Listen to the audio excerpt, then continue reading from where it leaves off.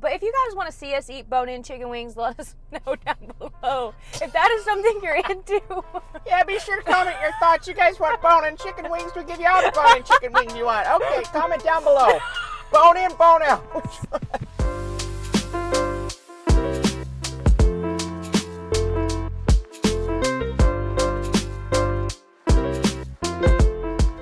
Welcome to Mukbang and Movies. Welcome to Mukbang. Hey, Mukbang. What are we eating today? Oh wait, what movie do we see? Then we'll tell them what Luke 22. What? Pizza Hut. We watched Back to the Future. Cause we're gonna go back in time. That almost sounded identical. We watched Back to the Future, and they like to eat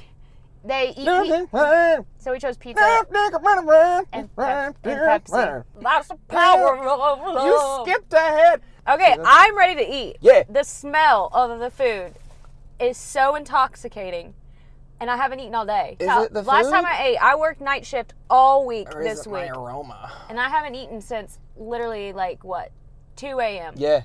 So like she said, today we are talking Back to the Future, directed by Robert Zemeckis, one of my favorite movies, and I think that's the case for most people of all time. But Madison, me and you, we've talked about Back to the Future, but we've not really discussed it in depth, and I don't really know your thoughts on the movie. You just sat there like straight-faced the whole time. She's like, Well, guess what?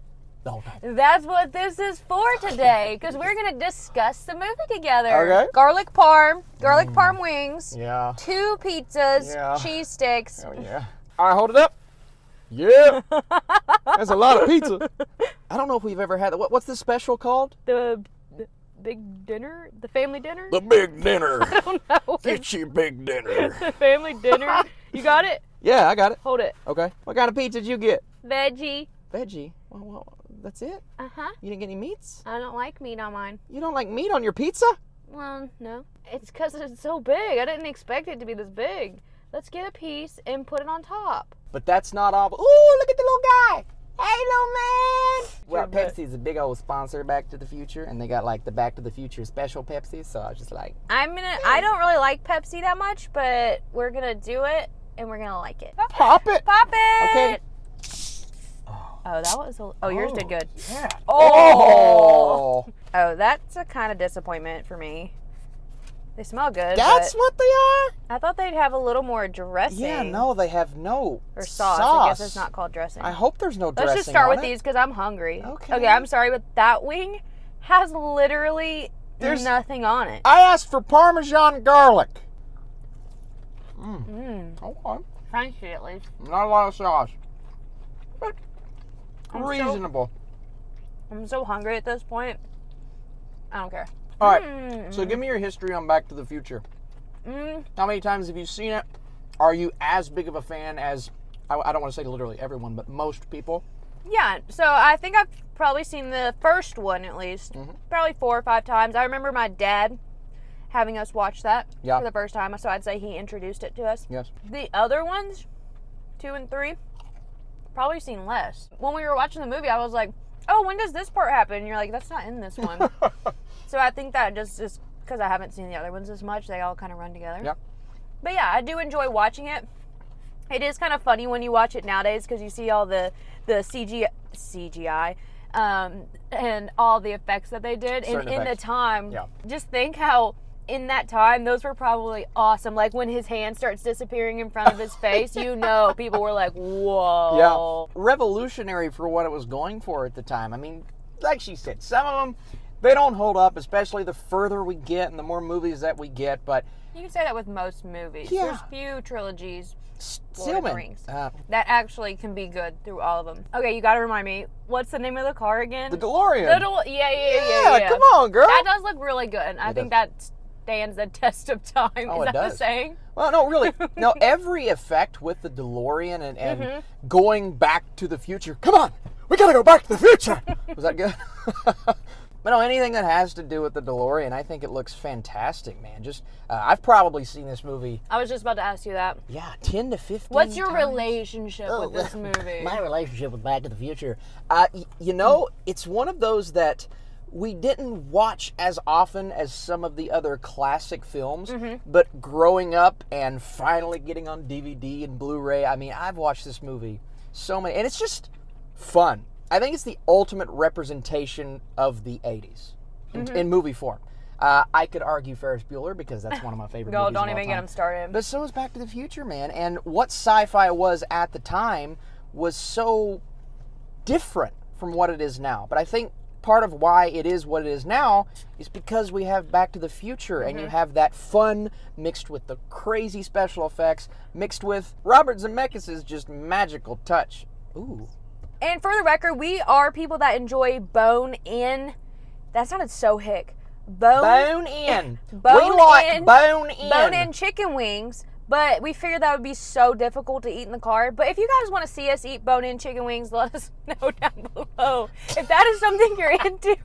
Yeah, be sure to comment your thoughts. You guys want bone-in chicken wings? We'll give you all the bone-in chicken wings you want. Okay, comment down below. Bone-in, bone-out. Which one? Well, I feel like people are like, oh, they eat boneless chicken. Okay, please don't ever eat that like that again. Ew, your fingers are so dirty. Oh my god. Uh-oh. You okay? Okay. Madison, Yeah. who is the director of Back to the Future? I'm pretty sure I just said it. Come on. The Russo brothers. Oh, come on. There's so many people. Throw something at your screen. Robert Zemeckis. Robert Zemeckis. Even though they fool you at the beginning of the movie, it says Steven Spielberg presents. And I'm like, I see what you're Why doing did they do there. that? He was a producer on the film. And his name is so popular. And his name is Steven Spielberg, so obviously, especially at the time, we hadn't even reached what I believe to be his prime yet, but his name is still Steven Spielberg, and that means a lot in the 80s and 90s. Did you see that Glee?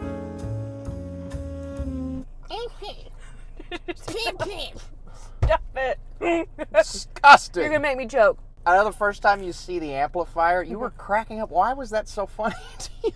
Just because it was oversized. And, like, I always think about, like, how our parents are always like, oh, when we started using computers, they were huge. And, grandparents' calculators were the size of an entire room. Yeah. It was just funny because the 80s amplifiers weren't supposed to be that big. And it's just so funny because he goes, "Durr," and he flies backwards. Well, one thing I love, I love, and you were cracking up when he flew backwards. I love how in this movie, we look at the 50s like everything is so old and outdated. And it's like, oh, we're seeing how the people in the 50s live. Well, like simple. Yeah, it's simple. But now, watching this movie in 2020, we look at what the present was for them, and we say, oh, everything's simple, and it was just so different. But it really does, man. It captures that time period so well, to where even the over-the-top elements of the movie, like some of the dialogue is a bit on the nose, and the way that they interact with each other at the dinner table, and you could look at that and say, well, it's a bit cheesy nowadays, and who knows, maybe kids are watching Back to the Future going, that's not as good as people say it is. They probably are saying that, really. They probably are, but here's the thing.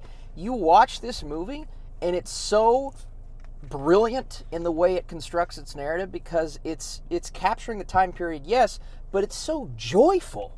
Don't you just have fun when you watch Back to the Future? Yeah. I have a great time watching, and this time, watching it with you, I think it's our first time watching it together. Oh my God, so sweet. Give me a cheese stick. We had a great time watching it. It keeps hurting my ribs. I can't do it anymore. Your ribs. It hurt my neck. Your neck.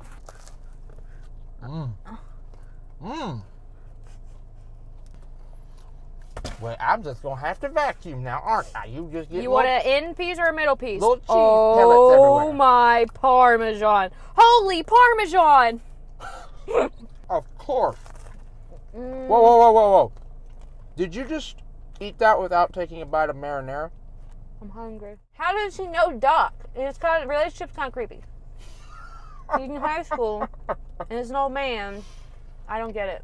That's an element that's commonly brought up nowadays. It's just like, why is he hanging out with the crazy old scientist? Like, it's a little weird, but at the time, I don't think it was as weird. You got to remember, this movie is also dealing with some freaky stuff when we travel back, because Marty is essentially he's about to get frisky with his mom at one point, right? Mm-hmm. His mom is falling in love with him. What'd you just say? His mom is falling in love with him, right? So you've got that. You've got his relationship with Doc. You've got a couple of creepy things here and there. It's just like, when you really start to dig into this film, it gets a little creepy. Uh-huh. But it's okay. We love it. We accept that. I accept that. Do you accept that? Yeah. There's a lot of cursing. Like, that's fine. Like, that's not what I mean. I just mean, like, I thought, in my head, I've always thought, oh, Back to the Future is like a family movie. Yeah. I mean, it still could be, but there's more cursing in there than I would thought there would have been. All right, we gotta be careful with this. You're the one using it. I gotta be careful with this. One thing I really do enjoy in the movie is all the music. The soundtrack, the score. Oh my goodness. It's all really good. So, Alan Silvestri, who also does the score for Avengers, does the score for Back to the Future here. Fun fact, he did not win the Oscar for Best Score for Back to the Future. Who did? Give it to me. No clue. And that's my point.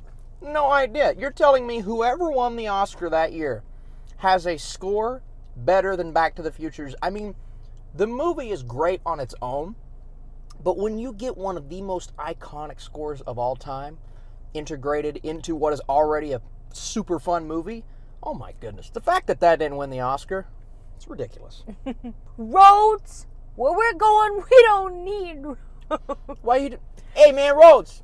Where we going, we don't need roads, Looks like someone needs their oil change. Oh my God. That's what George says in the movie. Wow. Wow. Wow. Wow. Wow. Wow. Wow. No, seriously, what are your thoughts on George? Is he too over the top? Because he is kooky and awkward, and you kept saying, well, that reminds me of you. He's so awkward. You would do that, Austin. He's sitting there writing his little sci-fi literature, just like you write on Letterboxd. This beach is fine. I think it would be better if it was warmer, but even then, it's a little... mine's thicker than yours. It's a little too fast foody to me. It is fast food. I love when he does his little solo at the school dance.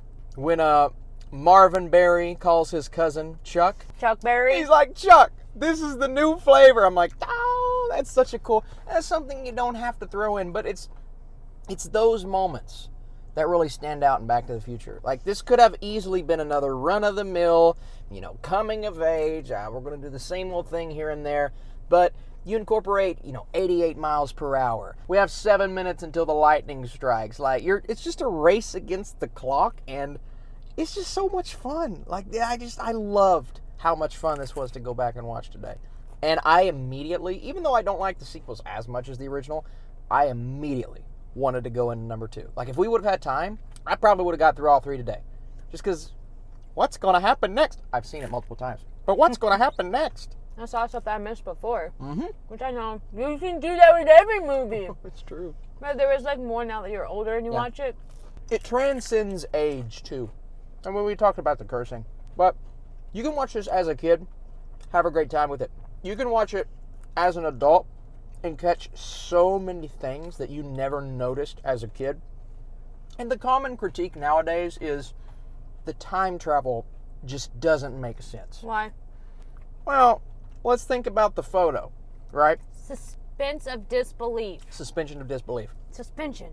It's close. But let's think about the photo. He's looking at the picture of his family, and they're disappearing out of the picture. Okay. How does that make sense? Because his future's being altered. Yes, but the photograph itself, it's obviously just a visual cue. Like, if you think about it logically, I know a lot of people want to give grief to Avengers Endgame. I was going to say... and the time travel? Time travel doesn't work in the I get that, but that makes just as much sense, if not more, as the time travel rules in Back to the Future. It's one of the only movies I can watch and completely turn my brain off when it comes to thinking logically. On the outside, you get it. But when you start to peel back the layers, it's like, I don't know if that makes all the sense in the world. I love that his mom which is feels just so like it probably is so true about everybody's parents, but like his mom's like, oh, but I was a good girl back in my day. I never did any of that. And then she like drinks and smokes, and she's like, let's go parking. Who says that anymore? Do people say that? I don't know. That's a back, like necking, right? Is that another word for it? You remember that time I said that to you? No. Yeah, I don't either. George stands up to Biff. Oh, yeah. And she's like, oh. That's just like such a classic like movie thing. Yeah, it's a little cheesy, but I love it because, well, the whole time we're kind of building up to this guy finally coming into his own. And then you don't expect, I mean, I want to see everyone's face in the theater when he finally comes back into his home. Well, no, he falls asleep first, right? Then he wakes up and he goes into the kitchen and everything's different. Like, nice house. He's got a nice vehicle waiting in the garage. His family's completely different. George finally has his confidence back. He's a man. And then Biff's just like, oh, hey, Mr. McFly, I'm going to do all your stuff for you, Mr. McFly, you know? Personally, I think Doc really makes the whole movie. Oh, how have we not really, I mean, we've talked about Marty, but Doc is, I think, the best part of the film. Absolutely, because he's like the mad scientist guy, but then you have this awesome relationship between he and his young ward, and... Yeah, and he's just so eccentric, it just, like, makes the film work. Because I feel like if he was any more low-key, it just wouldn't have that it factor. Yeah, and if he was any more crazy, it would just be extremely unbelievable. He just, like, really works it out great, and his hair is cray-cray, and his dog's name's Einstein. He's a baby. Yeah, he's a mad scientist, and people probably think he's a loon, but he freaking discovered time travel. Yeah, he is a loon. And then he goes and he travels himself at the end, and then comes back, he's like, Marty, we gotta go! Oh my god, hurry. I forgot about them. We love cinnamon rolls. Ooh, mini rolls. These better, first of all, I'm just gonna say, these better have a bunch of icing on them. Okay. Well, let's go.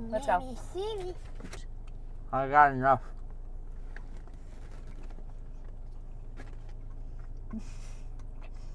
Icing? Cream cheese icing. Yeah. If they were warmer, they'd be softer. They're a little chewy. Warmer. They're a little chewy. Something we didn't do in the last video was give our score for Inception. Obviously, mine's 100. You have to give Back to the Future a 10 out of 10. Right? 9.3. So not a 10 out of 10. You're going 9.3? I'm going to go 9.3. Okay, I'm saving my 10 out of 10 for, like, the freaking home run, you know? You for Lord of the Rings? Maybe. Yeah, I'm not just doing it because I feel I have to give Back to the Future 100%, but it's just, it's iconic. I mean, every aspect, and even the things that don't necessarily, you're like, some of the time travel, this and that, it works because the tone is established from the beginning, and it works all throughout the movie. So, yeah, I gotta go 10 out of 10. Okay. Pizza Hut? Yeah. Do we have to rate the food? I feel bad rating the food. No, I'm not rating the food. Okay. The cinnamon rolls are good. I'll say this. I've had better pizza. Duh. And even if it was thin crust, I don't know if it would have been that good. I mean, mine was good. That's the toppings I get on every pizza anywhere. Yeah. Sorry in advance for the lighting in this video. Since I worked night shift, I wasn't available because I had to sleep during the day until around now. The sun's going down. It's hard. It's hard to combat that. You can't control natural light. So, thank you for joining us. Hopefully you liked our second episode of Mukbang and Movies. Mukbang and Movies. Rock. That's the tune. Did you say rock? Mm-hmm. Mukbang and Movies. Rock. So hopefully it was good, and if you liked it, let's see those thumbs up. Well, here's the thing. I need some comments down below. Yes, please. What movies do you guys want to see next? And movies with restaurant combinations. I love those comments. Yeah, we definitely need help with that because we like all food, but we want to get the perfect combo. What do you guys want to see? What do you guys want to see us shove down our throat?